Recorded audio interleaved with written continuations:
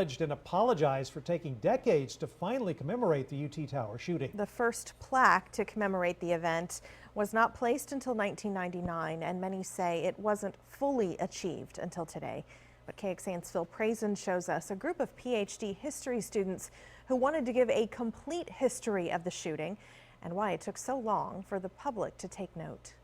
After 17 people died and more than 30 wounded, many feared the iconic tower, the centerpiece of campus, would be remembered for the gruesome details of August 1st, 1966. Public amnesia set in. This was a type of event that people just didn't really know how to discuss. There weren't grief counselors in the same way that we have them on campus now. Rebecca Johnston is one of the 11-student team of BehindTheTower.org, a public history project using archives, witness interviews, and historical documents to present the shooting like never before.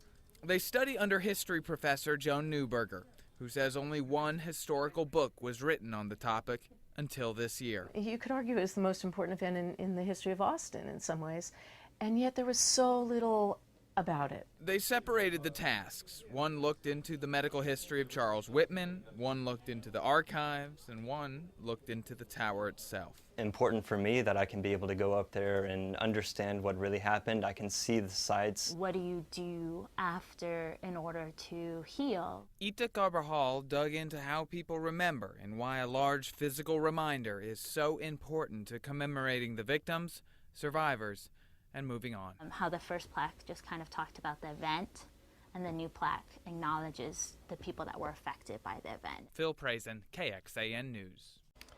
And we will have a link to BehindTheTower.org on this web story at KXAN.com.